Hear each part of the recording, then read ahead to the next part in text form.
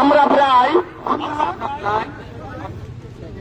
1000 candidate 7 SLST primary ও upper primary চাকরি প্রার্থী আল্লাহর নামে শপথ করছি যে পশ্চিমবঙ্গ মাদ্রাসা সার্ভিস কমিশন নবম, দশম ও একাদশ দ্বাদশ নিয়োগ প্রক্রিয়া সম্পন্ন করেছেন। বেশ ভালো। অথচ প্রাইমারি ও আপার প্রাইমারি নিয়োগ আটকে রেখেছেন।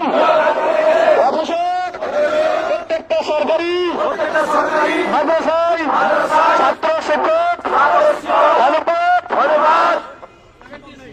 70:1 আমার কথা ছিল 30:1। কি ভয়ানক! সরকার ও কমিশন বারবার প্রতিশ্রুতি দিয়েছেন ও সেই প্রতিশ্রুতি ভঙ্গ করেছেন। সরকার ও কমিশন কোর্ট বাহানা দিয়ে দীর্ঘ 3 বছর যাবৎ আমাদেরকে মেন্টালি টর্চার করে চলেছে। 31শে জানুয়ারি 2026-এর মধ্যে যদি প্রাইমারি ও আপার প্রাইমারি নিয়োগ প্রক্রিয়া সম্পন্ন না করে তাহলে আমরা এই সরকার ও কমিশনের ব্যর্থতা, অবহেলা, আরবি ও থিওলজির প্রতি বঞ্চনা, মাদ্রাসা শিক্ষার প্রতি অবহেলা,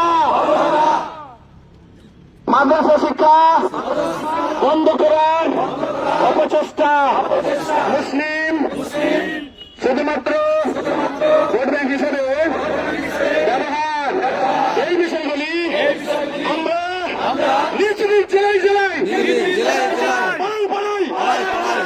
মহল্লায় আন্দোলনের মাধ্যমে সাধারণ জনগণের কাছে পৌঁছে দেব এই সরকারের ব্যর্থতাকে।